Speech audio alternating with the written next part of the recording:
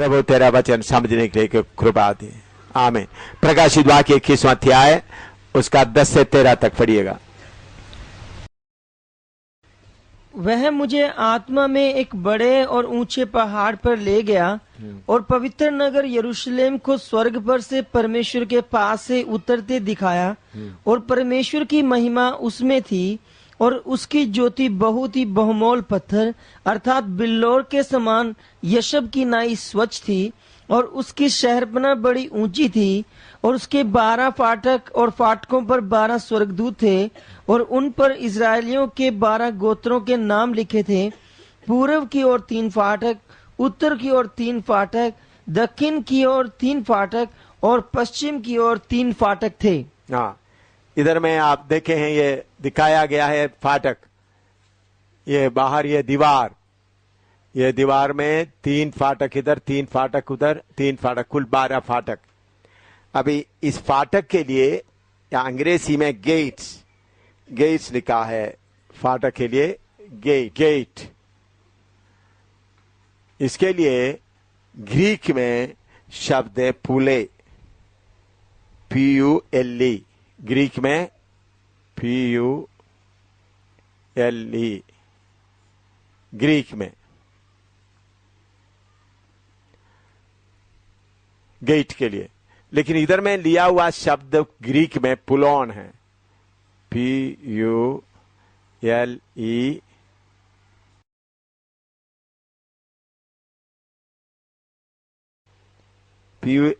PULEON, LE नहीं, PULON, पुलोन।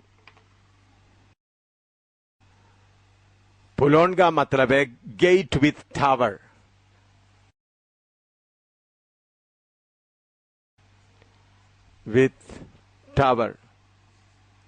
या घुमट बोलता है ना टावर के लिए, हाँ, घुमट के साथ का गेट।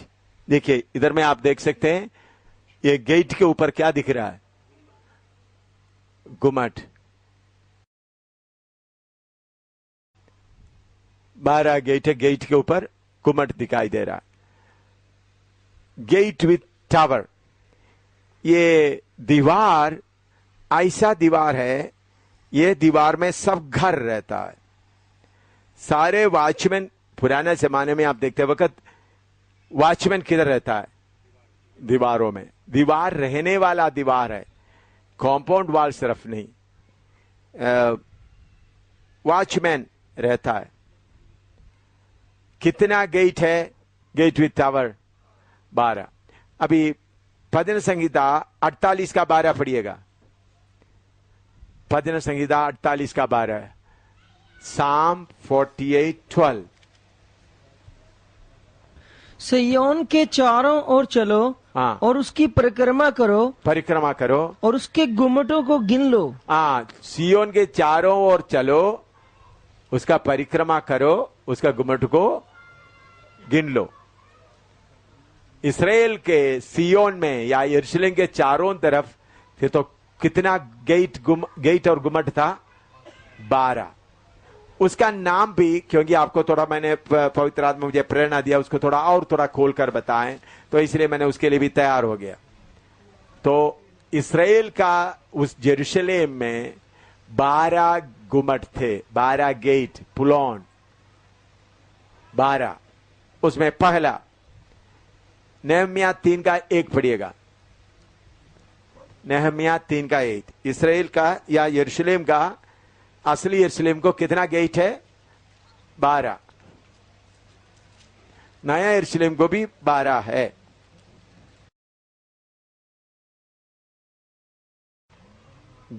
पुलोन, इस्राएल का पुलोन, ग्रीक में पुलोन या gate with tower.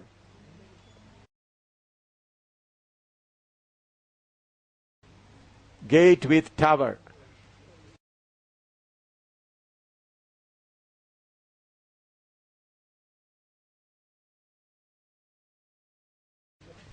Gate with, मैं थोड़ा सा और थोड़ा इधर लिखता ताकि कोने में लोगों को भी मालूम हो जाए। पुलोन, ग्रीक में पुलोन है। पुलोन का मतलब क्या है, gate with tower.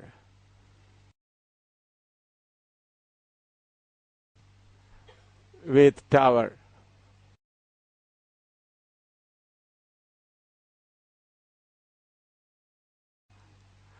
तो इसराइल का नंबर 1 गेट नेहमिया 3:1। एलियाशीब महायाजक ने अपने भाई याजकों समेत कमर बांधकर भेड़ फाटक को बनाया। भेड़ फाटक नंबर 1 कौन सा है?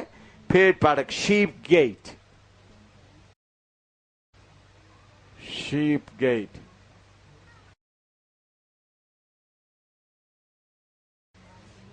नेहमिया 3:1। फाटक का नाम क्या है?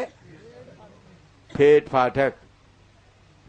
Number 2 Nehemiah 3:3। फिर मछली फाटक को मछली फाटक, फिश गेट।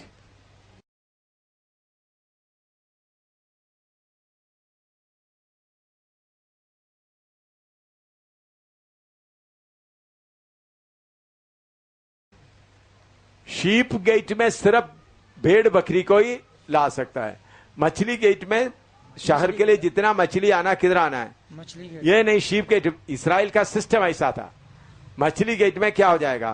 मछली आएगा बाहर से। Fish gate. अच्छा, तीसरा 3:6। फिर पुराने फाटक की मुरम्मत। पुराने फाटक, ओल्ड गेट, क्योंकि जो यरूशलेम शहर जब शुरू किया, नेहमिया 3:6 और 4। 3:13 तराई के फाटक की तराई के पड़, वाली गेट।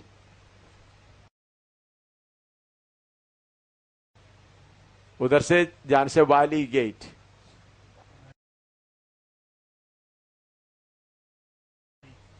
तराई का फाटक 3:13। 5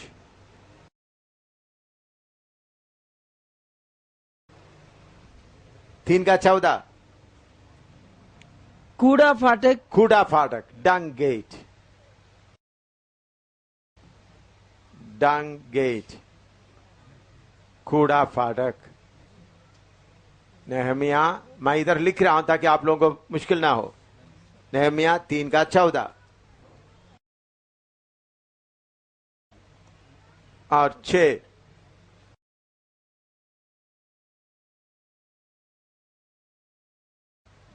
3:15 और सोता फाटक। सोता फाटक, फाउंटेन गेट।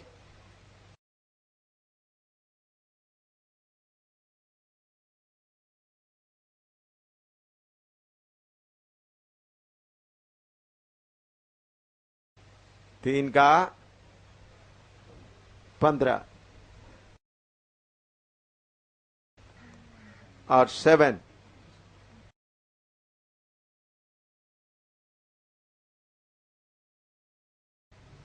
3:25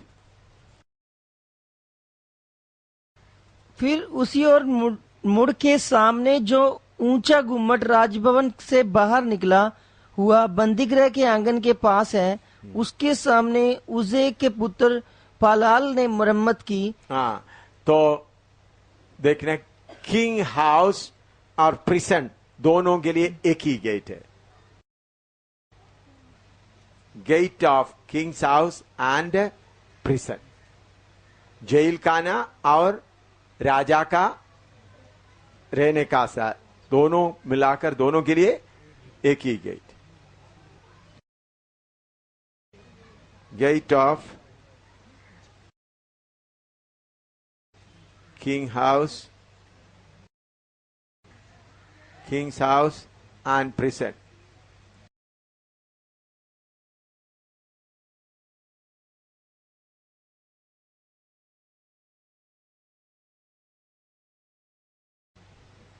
तीन का 25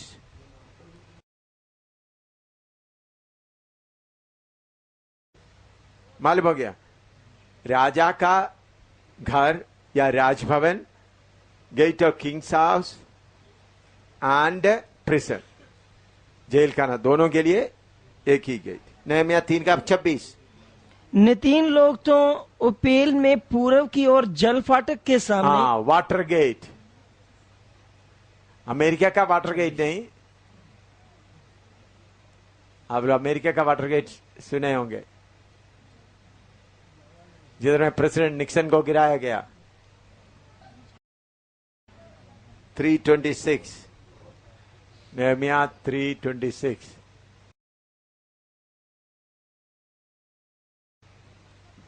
कितने लोग निक्सन का वाटर गेट याद करता है?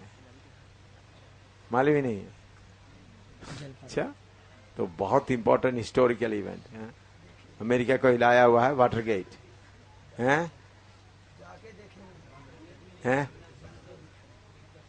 हाँ, 326।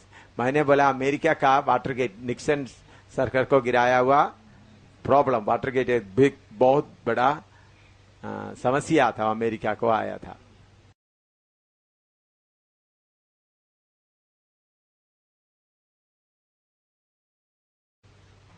तीन का 28। फिर घोड़ा फाटक के घोड़ा फाटक, हॉर्स गेट।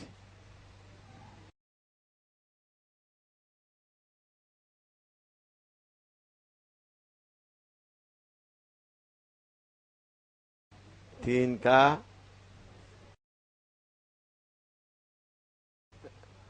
28।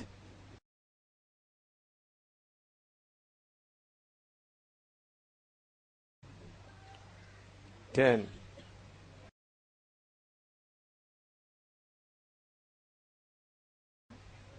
तीन का 29।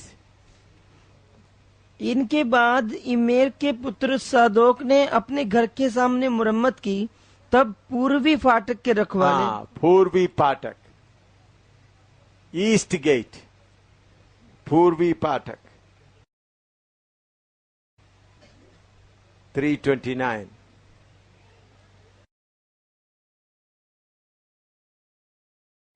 11।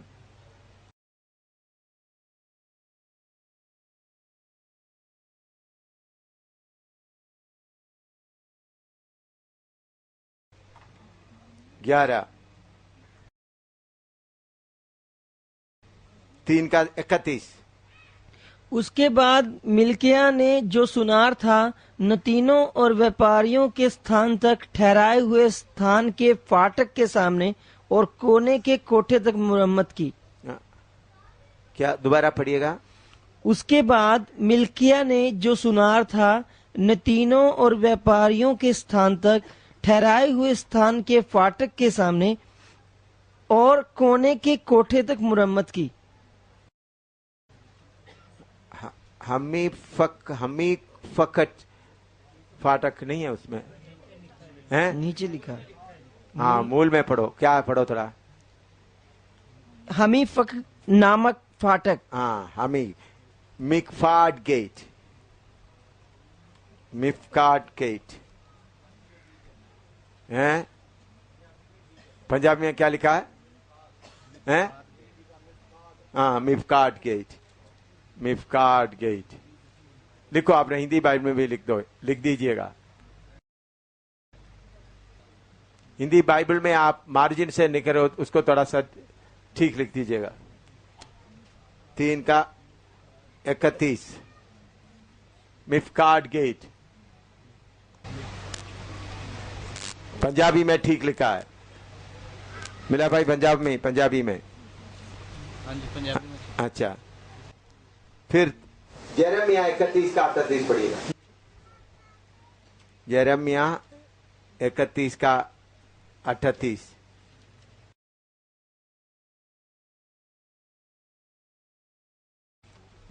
देख, यहोवा की यह वाणी है, ऐसे दिन आ रहे हैं जिनमें यह नगर हन्नेल के गुम्मट से लेकर कोने के फाटक तक, कॉर्नर गेट, कोने का फाटक,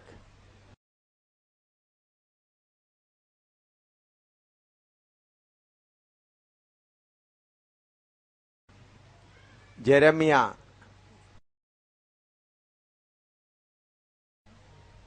31 का 38। ये मिफकाट गेट में भी उसके बारे में थोड़ा शिखर है। थोड़ा नेहमिया 3 का 31 थोड़ा पढ़िएगा। हाँ, 3 का 31 में थोड़ा पढ़ के देखिए।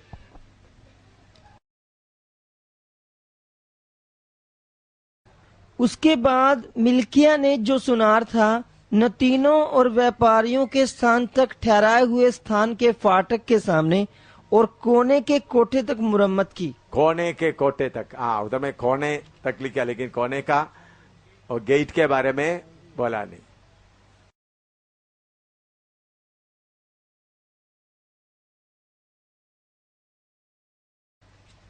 तो 12 फाटक मिल गया आपको। कोने में भी एक गेट है, 12 फाटक।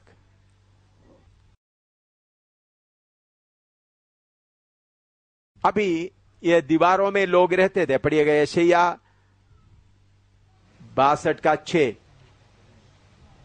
यशायाह 62 का 6, आइसिया 62:6।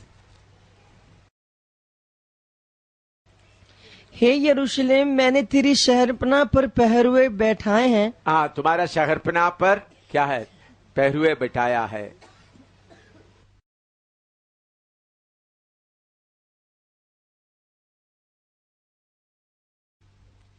दूसरे राजा 17 का 9, 2 किंग 17:9। 2 किंग 17:9, दूसरे राजा 17 का 9। और इजरायलियों ने कपट करके अपने परमेश्वर यहोवा के विरुद्ध अनुचित काम किए और पहरुओं के गुम्मट से लेकर गढ़ वाले नगर तक अपनी सारी बस्तियों में ऊंचे स्थान बना लिए। हाँ, बस्तियों अपने, अभी गेट में दीवारों में क्या बना लिया? बस्ती बना लिया। गेट के तरफ में लोग रहने के जगह में बस्ती बना दिया, ताकि गेट का काम हो गया, व्यापार शुरू हो गया।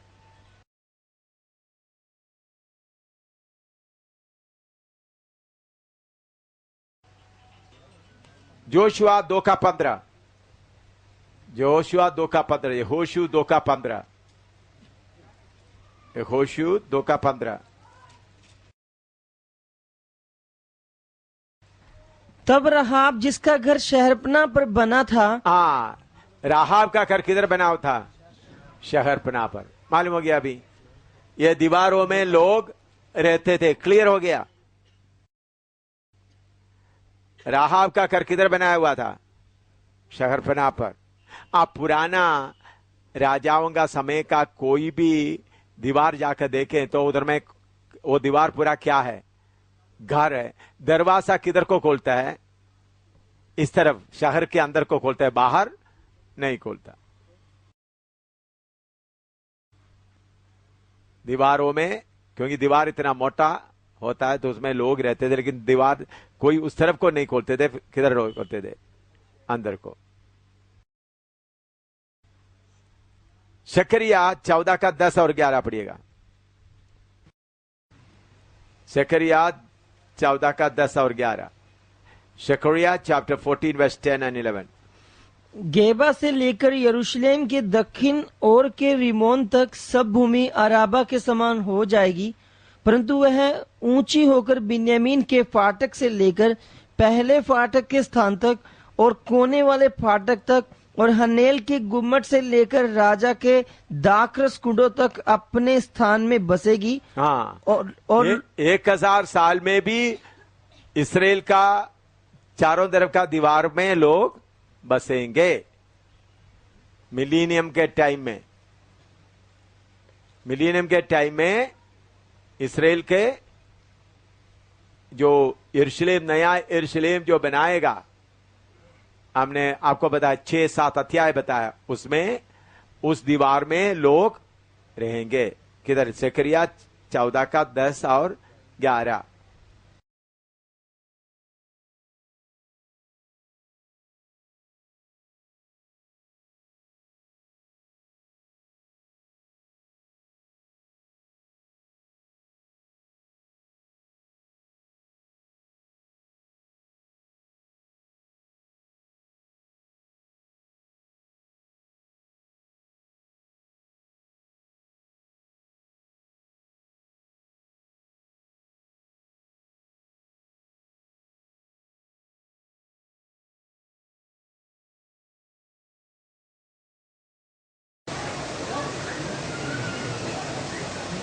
गेट के बारे में मालूम हो गया।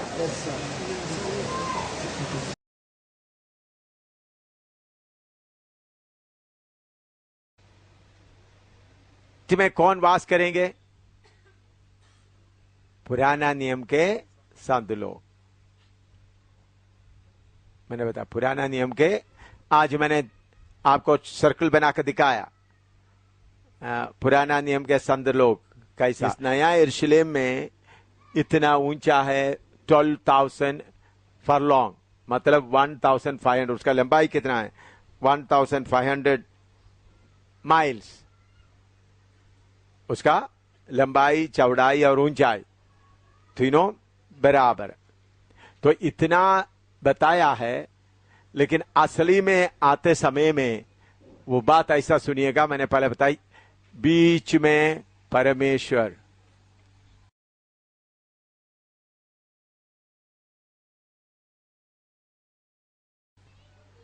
परमेश्वर के साथ उनके संत लोग जा दुल्हन पूरा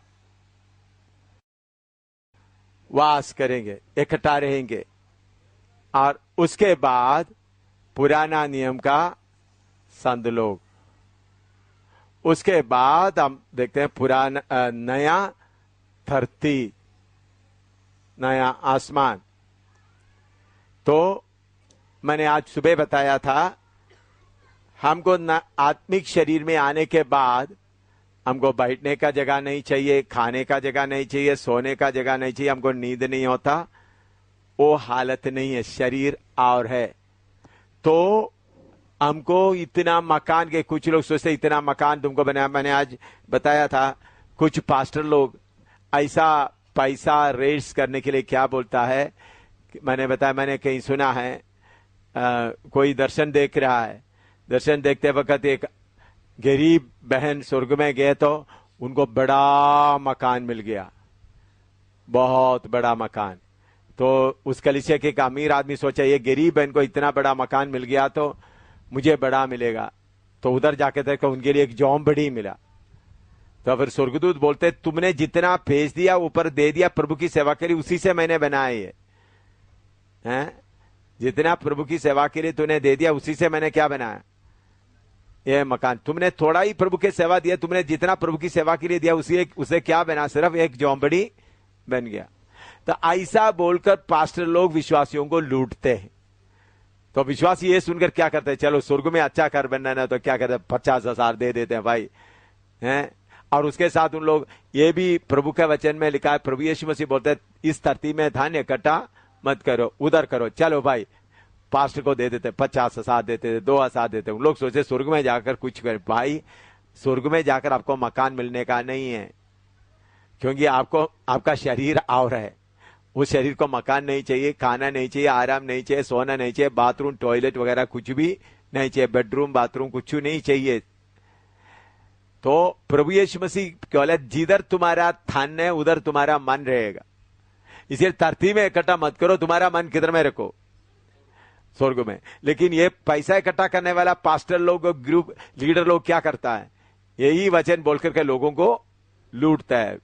वचन सच है तो उन लोग गरीब हैं सब, चलो भाई आज प्रभु के लिए 5 रुपया डालने के लिए सोचा था, और बाकी 50 रुपया से बच्चे के लिए चावल खरीदना, बाकी के उन्होंने सोचा 50 रुपया देते, कम से कम क्या हो जाए। उसके साथ प्रभु का वचन भी, ये पैसा कोई जेब काट कर कोई ले जाएगा तो आज ही प्रभु को दे देते हैं।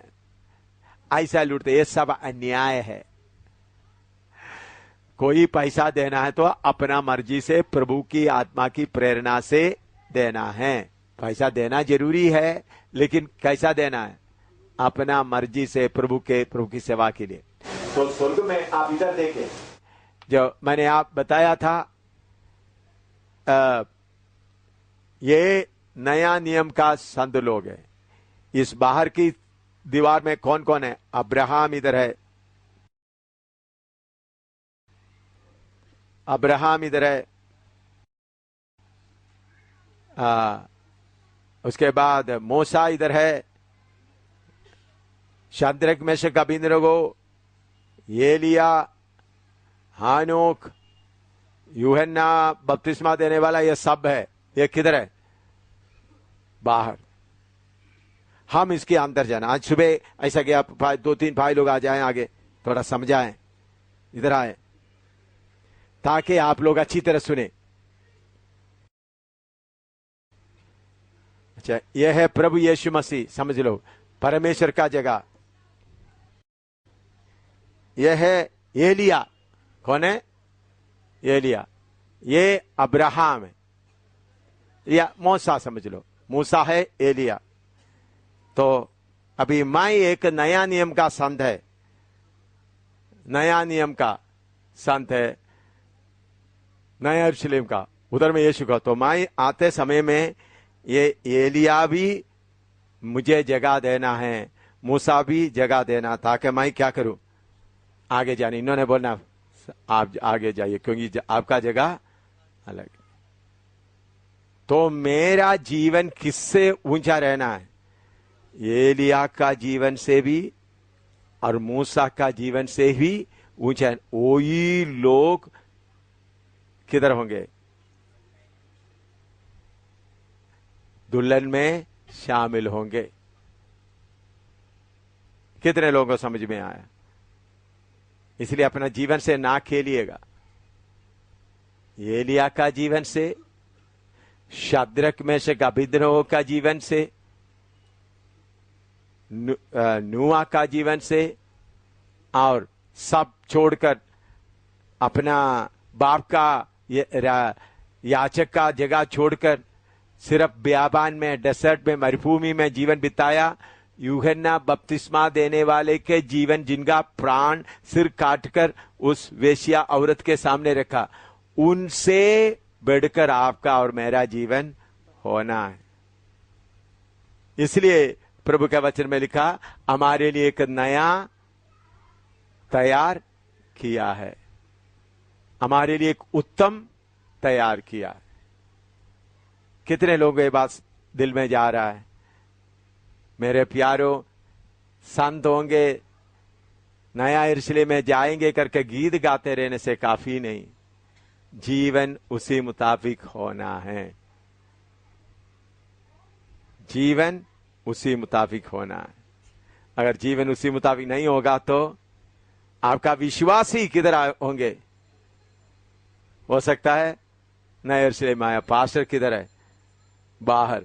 पास्टर और विश्वासी के बीच में कौन रह रहा है? पुराना नियम का संत रह रहा है। नहीं जा सकेगा। तो ये मकान के मतलब क्या है? यीशु के साथ साथ रहना है, तो परमेश्वर के साथ साथ रहना है, तो क्या करना पड़ेगा? आपका जीवन उसी मुताबिक बनाना पड़ेगा, सिद्ध होना पड़ेगा, सिद्ध होना पड़ेगा। अब्राहम को शरीर की इच्छा के ऊपर जय पाने का जरूरत नहीं था, मूसा को शरीर की इच्छा के ऊपर जय पाने का जरूरत नहीं था। मैं और आप शरीर की इच्छा के ऊपर जय पाना। अब्राहम को अपना पत्नी को त्यागने का जरूरत नहीं था, मूसा को अपना पत्नी को त्यागने का जरूरत नहीं था। आपको मुझको त्यागना पड़ेगा, अपना पत्नी को, अपना पति को। अब्राहम को अपना बच्चे को त्यागने का जरूरत नहीं था। हमको माँ बाप सबको त्यागने से ही किधर आएगा? समझ में आया? हमारे लिए उपदेश कितना खड़ा उपदेश है। हमको अपना शरीर को भी त्यागना। अब्राहम को जब मीट खाना है तो मीट खा सकता था, जब लोगों को लड़ना है तो लड़ सकता था, लेकिन हमको दुश्मनों को भी क्या करना है? प्यार करना। अब्राहम या मूसा को दुश्मनों को गर्दन काट सकता था, हमको क्या करना पड़ेगा? दुश्मनों को प्यार। एक तरफ मारा तो दूसरा तरफ दिखाना। बोलो, हमारा जीवन उससे शक्त है या नहीं? उपदेश हमको क्या करना पड़ेगा? लोग हमको लूटेगा तो हम चुपचाप रहना। ऐसा करने से ही हम किधर पहुंचेंगे? नया यरूशलेम में प्रभु के साथ शामिल होंगे। समझ में आया? कितने लोग ये बात समझ में आया? सही तरह से बातों को समझे, नहीं तो जो आजकल का नया पास्टर लोग नया वचन अपना टेढ़ा मेढ़ा करके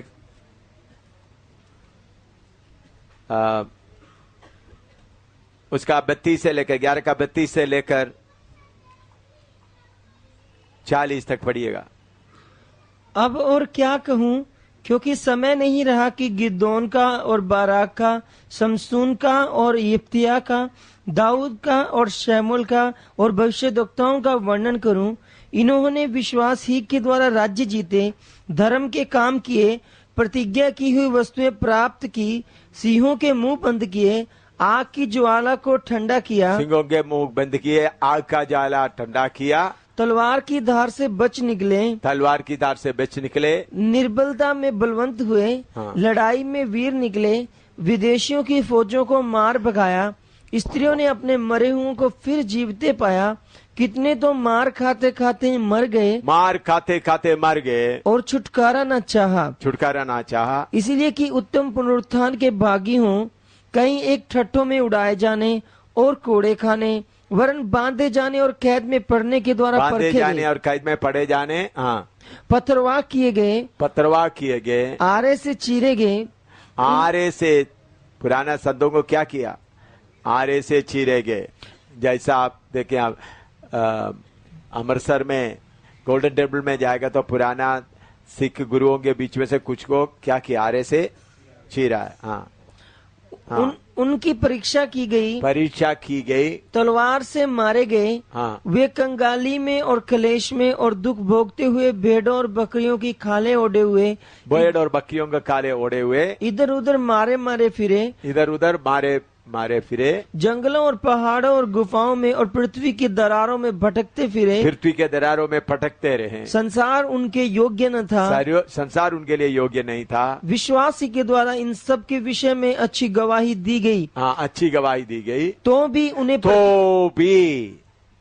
उन्हें प्रतिज्ञा की हुई वस्तुएं ना मिली, हाँ, तो भी उनको प्रतिज्ञा की वस्तु ना मिली, क्योंकि परमेश्वर ने हमारे लिए परमेश्वर हमारे लिए पहले से एक उत्तम बात ठहराई। हाँ, पहले से हमारे लिए कौन सा जगह ठहरा किया है, नया यरूशलेम, हाँ, कि वे हमारे बिना सिद्धता को ना पहुंचे। हाँ, मेरे प्यारों, हम अब्राहम से अच्छे हैं, मूसा से अच्छे हैं, एलिया से अच्छे हैं, हमारा अजर, हमारा जीवन उन अधिकार से रहने वालों से अच्छे है। तो इसलिए आपका प्रभु ने इस ऊंचा बुलावट देकर बुलाया, तो आपका विश्वास अब्राहम का विश्वास से बढ़ना है, आपका अलगदाई शद्रक मेशक अबेदनगो से बढ़ना है, आपका काम एलिया से बढ़ना है, मूसा से बढ़ना है, क्योंकि हम किधर रहने वाला है, यीशु मसीह के साथ, उनके साथ साथ रहने वाला है। इसलिए मेरे प्यारों, आपका जीवन उसी मुताबिक होने के लिए आप यत्न करते रहें।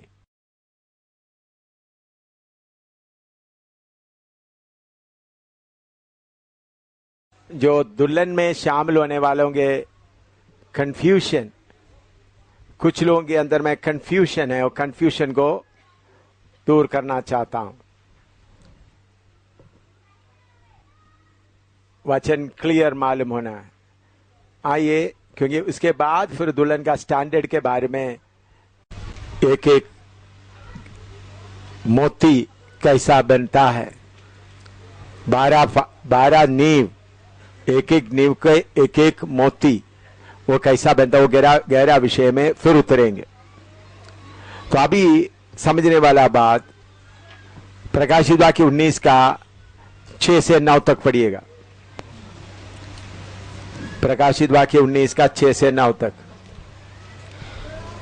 फिर मैंने बड़ी भीड़ का सा और बहुत जल का सा शब्द और गर्जनों का सा शब्द सुना कि हालेलुया, इसलिए कि हमारा प्रभु परमेश्वर सर्वशक्तिमान राज्य करता है। आओ हम आनंदित और मगन हों और उसकी स्तुति करें, क्योंकि मेमने का ब्याह आ पहुंचा और उसकी पत्नी ने अपने आप को तैयार कर लिया है। उसको शुद्ध और चमकदार महीन मलमल पहनने का अधिकार दिया गया, क्योंकि उस महीन मलमल का अर्थ पवित्र लोगों के धर्म के काम है। उसने मुझसे कहा, यह लिख कि धन्य वे हैं जो मेमने के विवाह के भोज में बुलाए गए हैं। फिर उसने मुझसे कहा, ये वचन परमेश्वर के सत्य वचन है। इधर में हम देखते समय में जल्दी मैं बता के जाता हूं आपको, पहले कभी बीच बीच में बताया लेकिन अभी प्रकाशित वाक्य के साथ उसको बताता हूं। दुल्हन एक है और उनका शादी का बोझ के लिए बुलाया हुआ लोग अलग है। दोनों का तैयारी में बहुत फर्क है। जिस लड़की का शादी हो रहा है वो लड़की जिससे उनका एंगेजमेंट हुआ उस दिन से लेकर उनका शादी का दिन का तैयारी चलती है। लेकिन जिसको खाने के लिए बुलाया उनका खाने के समय के थोड़ी देर पहले उनका नहा धोकर तैयारी होता है। तो यीशु मसीह के कलीसिया में हम देखते वक्त दुल्हन है और उनके शादी का बोझ का पार्टी भी है। इसके साथ साथ मत्ती के सुसमाचार में आइएगा। मत्ती सुसमाचार 22वां अध्याय,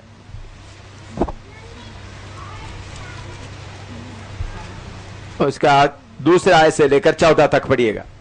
मत्ती 22 का दूसरा से लेकर 14 तक। स्वर्ग का राज्य उस राजा के समान है जिसने अपने पुत्र का ब्याह किया, और उसने अपने दासों को भेजा कि नेवताहारियों को ब्याह के भोज में बुलाए, परंतु उन्होंने आना न चाहा। फिर उसने और दासों को यह कहकर भेजा कि नेवताहारियों से कहो, देखो मैं भोज तैयार कर चुका हूँ, मेरे बैल और पले हुए पशु मारे गए हैं और सब कुछ तैयार है, ब्याह के भोज में आओ। परंतु वे बेपरवाही करके चल दिए, कोई अपने खेत को, कोई अपने व्यापार को। औरों ने जो बच रहे थे उसके दासों को पकड़कर उनका अनादर किया और मार डाला। राजा ने क्रोध किया और अपनी सेना भेजकर उन हत्यारों को नाश किया और उनके नगर को फूंक दिया। तब उसने अपने दासों से कहा, ब्याह के बोझ तो तैयार है, परंतु नेवताहारी योग्य नहीं ठहरे। इसीलिए चौराहों में जाओ और जितने लोग तुम्हें मिले सबको ब्याह के भोज में बुला लाओ। तो उन दासों ने सड़कों पर जाकर क्या बुरे क्या भले जितने मिले सबको इकट्ठा किया और ब्याह का घर जेवनहारों से भर गया। जब राजा जेवनहारों को देखने को भीतर आया तो उसने वहां एक मनुष्य को देखा जो ब्याह का वस्त्र नहीं पहने था। उसने उससे पूछा, हे मित्र, तू ब्याह का वस्त्र पहने बिना यहाँ क्यों आ गया? उसका मुंह बंद हो गया। तब राजा ने सेवकों से कहा, इसके हाथ पांव बांधकर उसे बाहर अंधियारे में डाल दो, वहां रोना और दांतों का पीसना होगा, क्योंकि बुलाए हुए तो बहुत हैं परंतु चुने हुए थोड़े हैं। बहुत लोग प्रचारक लोग भी सोचते हैं जो ब्याह का वस्त्र पहन लिया है तो वो कलीसिया है, ये दुल्हन है। ऐसा नहीं है। इधर में इनको शादी का बोझ के लिए बुलाया हुआ लोग, उसके लिए वस्त्र चाहिए था। पुराने जमाने में अभी भी बड़े बड़े लोग क्या करते हैं, शादी के लिए लोगों को बुलाते समय में रॉयल पैलेस वगैरह में तो उनको एक स्पेशल गाउन दिया जाता है, सब लोग वो गाउन पहनकर बैठे। तो उसके लिए पहले इनवाइटेड गेस्ट अपना मेजरमेंट वगैरह देता है। वो बहुत अमीर लोग ही करता है, बड़े बड़े 5 स्टार होटल में थोड़ा ही लोगों को बुला करके करता है उसी समय में, ताकि उनका जो पावर दिखाने के लिए मैं इतना। तो उसी दृष्टांत को लेकर प्रभु बोलता है इधर में, पर में उनका मेमने का शादी का बोझ के लिए जाना है तो भी उसका शादी का वस्त्र पहना, लेकिन ये लोग दुल्हन नहीं है। शादी का वस्त्र क्या है? एशिया 61 का 10 पढ़कर देखो। आइसिया 61:10। मैं यहोवा के कारण अति आनंदित होऊंगा, मेरा प्राण परमेश्वर के कारण मगन रहेगा, क्योंकि उसने मुझे उद्धार के वस्त्र पहनाए। उद्धार का वस्त्र पहनाया। तो शादी का बोझ के लिए जाने के लिए क्या चाहिए? सिर्फ उद्धार का वस्त्र चाहिए। तो आप इस वचन को नोट करके इसमें सर लिखिए, ये कौन नहीं है? दुल्हन नहीं है। बहुत बार सेवक लोग यही वचन प्रचार करके तुमको कपड़ा नहीं है तो तुम यीशु का दुल्हन में शामिल नहीं होंगे करके बोल देता है। ऐसा प्रचार नहीं करना। कपड़ा नहीं है तो यीशु का दुल्हन में शामिल नहीं होंगे करके नहीं बोलना। दुल्हन के शादी में जाना तो तुमको उद्धार का कपड़ा चाहिए। दुल्हन का तैयारी उससे भी और गहरा है। मैंने काफी सेवक लोगों को देखा, हमारा नहीं बड़ा प्रचार करने वाला, जो वचन आसानी से मिल सकता है उसको लेकर का प्रचार कर देता है, लेकिन वचन सही होना है। The word should be right. अब इसके साथ साथ मत्ती 25 का 1 से लेकर 13 तक पढ़िएगा। एक है मत्ती 25 1 का 13, Matthew 25 verse 1 to 13, Matthew 25 verse 1 to 13। तब स्वर्ग का राज्य उन 10 कवारियों के समान होगा जो अपनी मशालें लेकर दूल्हे से भेंट करने को निकली। उनमें 5 मूर्ख और 5 समझदार थी। मूर्खों ने अपनी मशालें तो ली परंतु अपने साथ तेल नहीं लिया, परंतु समझदारों ने अपनी मशालों के साथ अपनी कुपियों में तेल भी भर लिया। जब दूल्हे के आने में देर हुई तो वो सब ऊँघने लगी और सो गई। आधी रात को धूम मची कि देखो दूल्हा आ रहा है, उससे भेंट करने के लिए चलो। तो वे सब कुंवारियां उठकर अपनी मशालें ठीक करने लगी। और मूर्खों ने समझदारों से कहा, अपने तेल में से कुछ हमें भी दो, क्योंकि हमारी मशालें बुझी जाती हैं। परंतु समझदारों ने उत्तर दिया कि कदाचित हमारे और तुम्हारे लिए पूरा न होगा। भला तो यह है कि तुम बेचने वालों के पास जाकर अपने लिए मोल ले लो। जब वे मोल लेने को जा रही थी तो दूल्हा आ पहुंचा, और जो तैयार थी वो उसके साथ ब्याह के घर में चली गई और द्वार बंद किया गया। इसके बाद दूसरी कुंवारियां भी आकर कहने लगी, हे स्वामी, हमारे लिए द्वार खोल दे। उसने उत्तर दिया, मैं तुमसे सच सच कहता हूँ, मैं तुम्हें नहीं जानता। इसलिए जागते रहो, क्योंकि तुम न उस दिन को जानते हो न उस घड़ी को। कुछ लोग ये कुमारियों का उदाहरण लेकर 10 कुमारी, 5 बुद्धिमान, 5 बुद्धिहीन था, मूर्ख था। लोग ये बताते बुद्धिमान कुमारी की तरह तैयार रहना। दुल्हन बुद्धिमान कुमारी नहीं है, ये उनका बाराती स्वीकार करने वाला रिसेप्शन पार्टी है।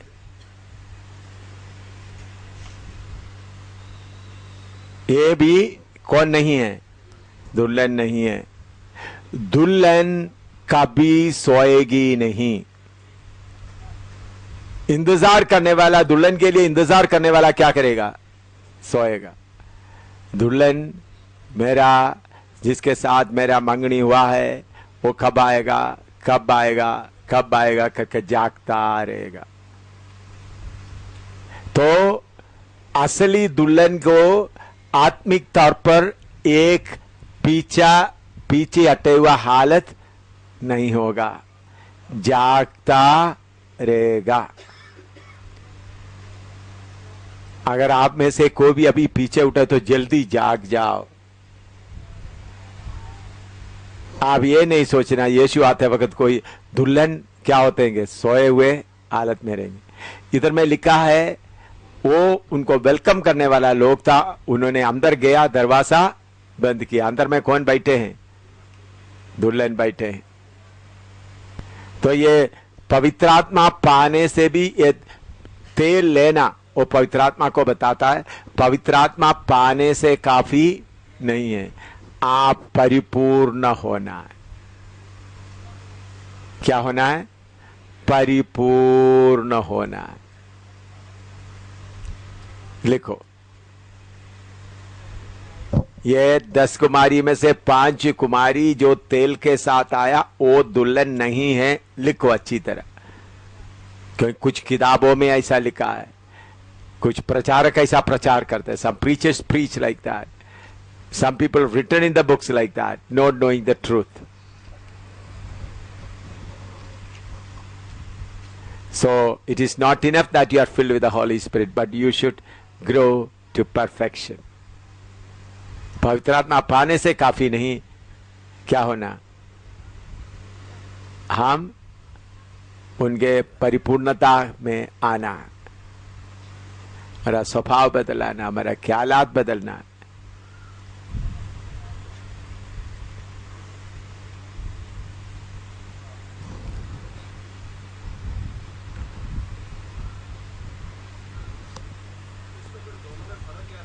हैं?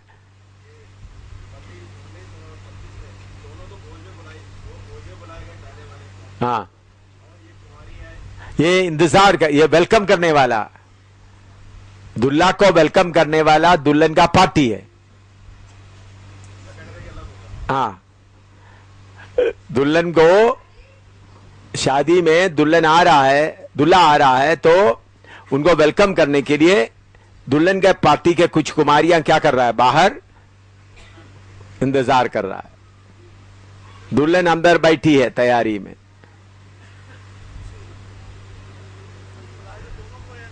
हैं? हाँ, बुलाया हुआ है, लेकिन वो कोई दुल्हन नहीं है।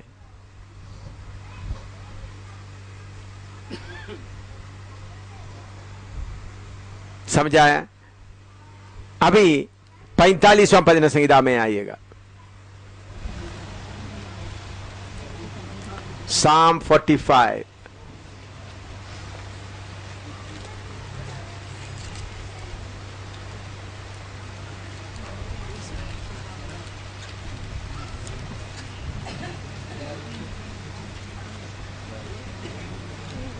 उसका 10 और 11 पहले पढ़ो। हे राजकुमारी सुन और कान लगाकर ध्यान दे, अपने लोगों और अपने पिता के घर को भूल जा, और राजा तेरे रूप की चाह करेगा, क्योंकि वह तो तेरा प्रभु है, तू उसे दंडवत कर। हाँ, इधर दुल्हन के लिए मैसेज है, यह है दुल्हन, क्या करना है, पढ़िएगा 11, 10 और 11। हे राजकुमारी सुन, हे राजकुमारी सुन और कान लगाकर ध्यान दे, हाँ, और अपने लोगों और अपने पिता के घर को भूल जा, अपने लोगों अपनी पिता के घर को भूल जा। हाँ, और राजा तेरे रूप की चाह करेगा, तब राजा तुम्हारा रूप की चाह करेगा। हाँ, क्योंकि वह तेरा प्रभु है, तू उसे दंडवत कर। हाँ, अभी उसके बाद उसका 13 से लेकर 13-14 भी पढ़िएगा। राजकुमारी महल में अति शोभायमान है, राजकुमारी महल में अति शोभायमान है, उसके वस्त्र में सुनहले बूटे कड़े हुए हैं, उनके वस्त्र में सुनहले बूटे खड़े हुए हैं। वह बूटेदार वस्त्र पहने हुए राजा के पास पहुंचाई जाएगी। हाँ, जो कुमारियां उसकी सहेलियां हैं, वे उसके पीछे पीछे चलती हुई तेरे पास पहुंचाई जाएंगी। हाँ, देखिए इधर में राजकुमारी है और उसके पीछे चलने वाला कुमारियां भी है, सहेली। तो इसमें दुल्हन कौन है? राजकुमारी। राजकुमारी अति शोभायमान है, उनको बूटेदार वस्त्र पहनाया गया। उसमें बूटे क्या है? बूटेदार, उसमें क्या सुनहले बूटे खड़े किए। अंग्रेजी में पढ़ते वक्त the king's daughter is all glorious within her clothing is wrought gold.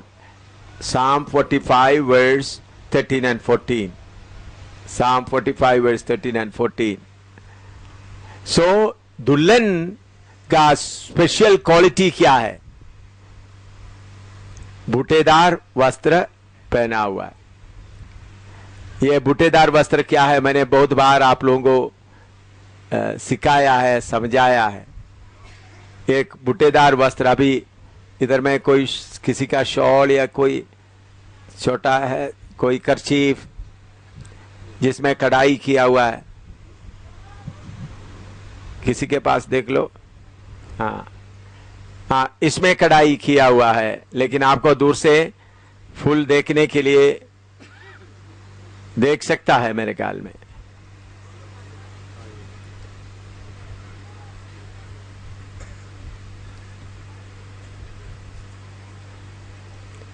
हाँ, इधर में आप देख सकते हैं फूल वगैरह मैं देखता हूं।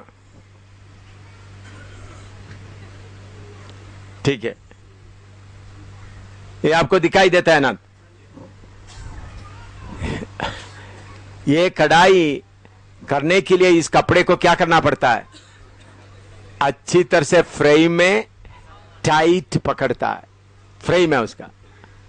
उसके बाद इसके ऊपर जो एक निशान अपना करने वाला एक निशान लगाता है, और निशान के बाद उसके ऊपर इतना बार सुई ऊपर नीचे चलते हैं।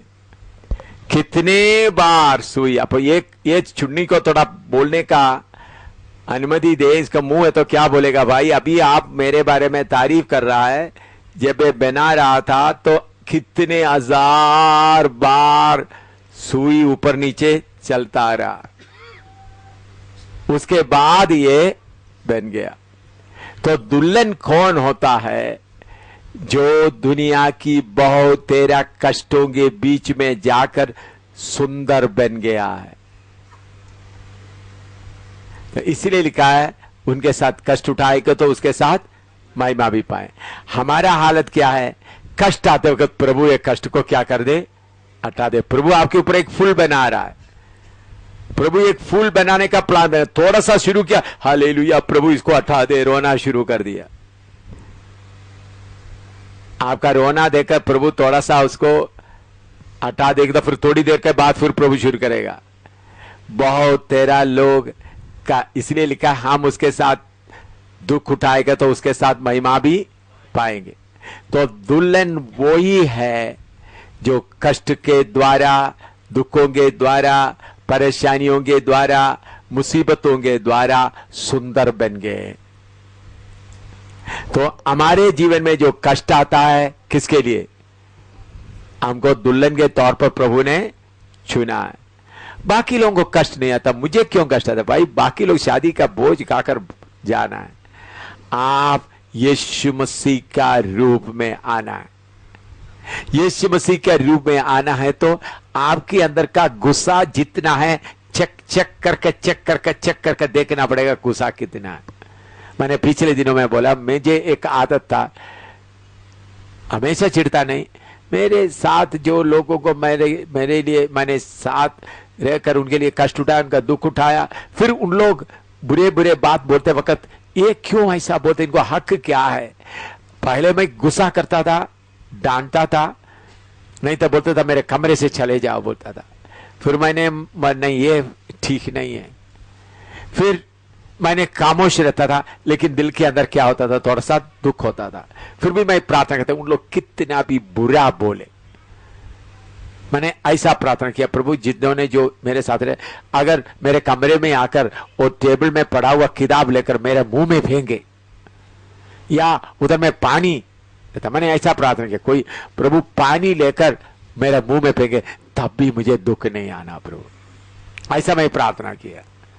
क्या किया? मैं प्रार्थना किया, प्रभु मेरे कमरे में आकर जिनको मैं प्रभु में आगे जाने के लिए तैयार कर रहा, वो आकर तो मेरे कमरे में आकर मुझे गुस्सा आकर के पानी लेकर के, क्या ग्लास का पानी लेकर मेरे मुंह में फेंक दे या कोई चीज है, तब भी मुझे गुस्सा सिर्फ नहीं आना, मेरे अंदर कोई गलत, उनके लिए कड़वापन भी नहीं आना। प्रभु मुझे इस हालत में आप लाना, ऐसा मैंने प्रार्थना किया।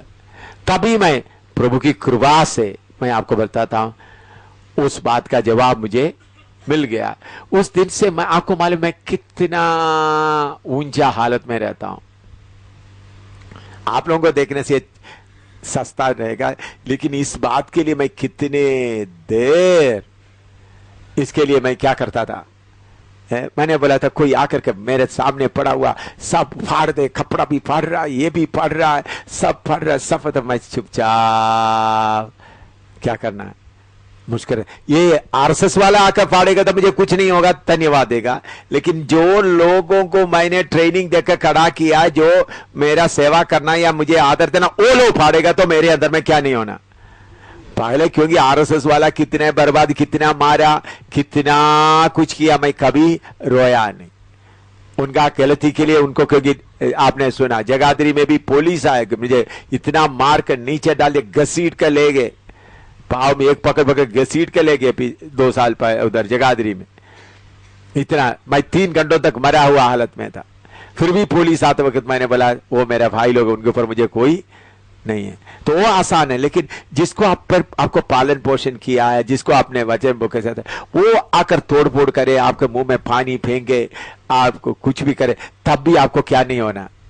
तब है एवं शामिल सचमुच में मरा है या नहीं। मैं इसके लिए प्रार्थना कर रहा था।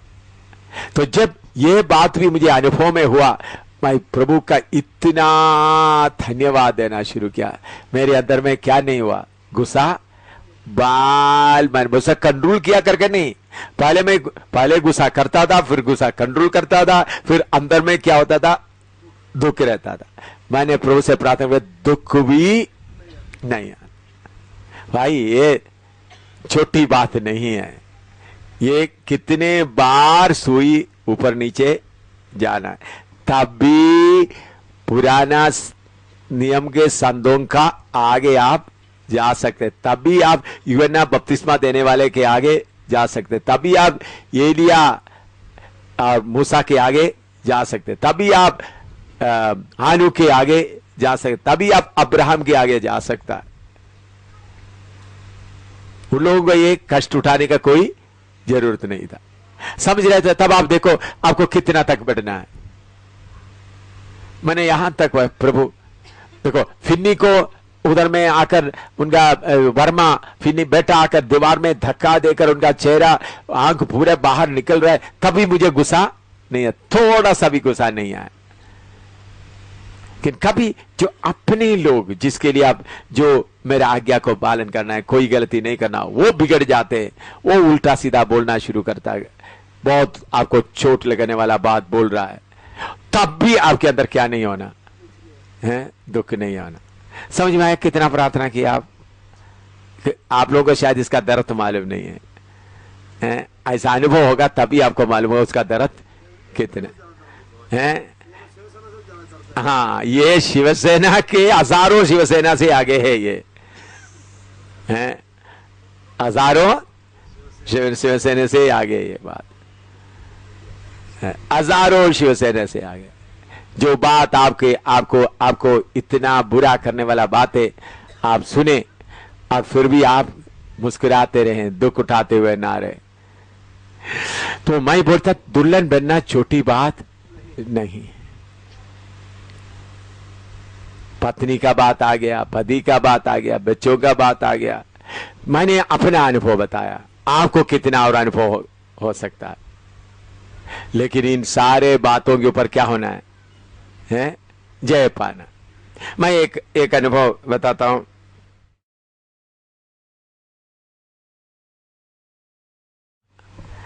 मैं एक जगह में इधर पहाड़ में शादी पढ़ने के लिए गया भाई, तो उधर में शादी के लिए खाने का पैसा का भी इंतजाम मैंने किया था, पूरा नहीं 80% पैसा मैंने दिया था। मैंने शादी पढ़ लिया, शादी पढ़ने के बाद रात के समय में शादी पढ़ लिया, तो उन लोग मैंने बोला ठीक है मैं थोड़ा सा कमरे में रेस्ट करता हूँ। मैंने बोला बाद में खाना खाएंगे। उस दिन से कुछ खाना नहीं खाया, मैंने पैसा देकर के बकरी वगैरह खरीद कर सब लाया। उन लोग सब खाना खा लिया, बारात पार्टी को भी खाना दे दिया, घर के लोग भी खाना कर दिया। रात को 12 बजे हो गया, 1 बजे हो गया, तो 1 बजे मैं उठकर देखा तो सब सो रहा है। तो मैंने भाई को तरफ आई, कुछ अच्छा आप खाना नहीं खाया? हाँ जी। मैंने बोला भाई भूख लग रहा है, क्योंकि दोपहर को भी कुछ खाया नहीं, कुछ है देखो। जाकर देखा तो रोटी भी नहीं, चावल भी नहीं, सब क्या हो गया, खत्म हो गया। अभी क्या करूं, खाने के लिए क्या है? फिर थोड़ा सा टमाटर का कच्चा टमाटर मिला, थोड़ा मूली मिला, थोड़ा नमक डालकर वो खाकर रात को सो गए। तब भी मुझे थोड़ा सा भी गुस्सा नहीं आया है? थोड़ा सा भी गुस्सा नहीं। उनको बड़ा दुख आ गया। वो पत्नी को बोल रहे, मैंने सोचा आपने पापा को साहब को खाना खिलाया होंगे। वो लोग बोलते आपने खिलाया होंगे, मैंने सोचा हमको क्या मालूम आपने खाया। तब भी मुझे क्या नहीं आया, बिल्कुल मैंने सोचा उन लोग तो उसको जय पाने के लिए मुझे कोई मुश्किल नहीं था, उन लोग भूल गया। लेकिन फिर साथ रहने वाला लोग करते वक्त जिनको उनका लापरवाही करके जानबूझकर चिढ़ाने के लिए करते वक्त भी क्या नहीं आना। मुझे मालूम हो गया ये शैतान क्या कर रहा है, मुझे जानबूझकर चिढ़ाने के लिए, प्रार्थना भवन का शांति भंग करने के लिए क्या कर रहा है, कर रहा है। तो जानबूझ के कर रहा है, तो उस वक्त भी क्या नहीं आना। ये आप लोगों के घर में भी हो गए भाई। मैं प्रार्थना उनका शांति बोलेगे तो आप लोगों के घर में शांति का समस्या नहीं होता। एक एक घर के पास जाकर देखने से मालूम होगा, वीडियो लेकर जाना है। प्रार्थना भवन का शांति भंग करने के लिए शैतान ऐसा करते वक्त भी मुझे क्या करना है भाई, इसका दर्द बहुत है। लेकिन मैंने प्रार्थना करता, प्रभु ऐसा जानबूझ कर करते समय मेरा मुंह में पानी भी फेंक दिया, कपड़ा भी फाड़ दिया, सब कुछ मुझे उधर से खींच कर बाहर निकाल दिया, तब भी प्रभु मुझे क्या नहीं होना है, थोड़ा सा भी कड़वापन उस व्यक्ति के ऊपर नहीं होना। इसी बात के लिए मैं प्रार्थना कर रहा था। आरएसएस का तो प्रभु के लिए मार खाया बोल सकता है, धन्यवाद। लेकिन ये बात ऐसा होते समय में दर्द बहुत होता है, तब थोड़ा सा भी रेंच या दुख या फीलिंग नहीं होना। तो स्वनालय बुट्टेदार बूटा कढ़ाई करना कितना आसान है भाई। नूहा के आगे जाना है, अब्राहम के आगे जाना है, शद्रक मेशक अबेदनगो को आगे जाना है, एलिया के आगे जाना है। सबसे बड़ा है यूहन्ना बपतिस्मा देने वाला, जिन्होंने बयाबान में रहता है। इस हालत में आने से ही दुल्हन बनेंगे। ये कोई इज्जत ऐसा तोका में नहीं रहना, ले लिया बोल दिया, अन्य भाषा बोल दिया था, नहीं। सारे बातों में क्या होना है, दुल्हन। हाँ, अगर आपको देखकर चोर डाकू ए व्यभिचारी बोलते समय आपका मुंह क्या नहीं होना, मुंह क्या नहीं होना, बता से कोई मुस्कुराहट आपका चेहरे से हटना नहीं। और कुछ भी, वो भी प्रभु की कृपा से। कितने बार लोग बोलते इनका चमड़ा बहुत मोटा है, कितना बेशरम है। वो लोग बोलते क्या है, बेशरम। इनको कितना बोलने से भी इनको शर्म नाम चीज ही इनको नहीं। हालेलुया।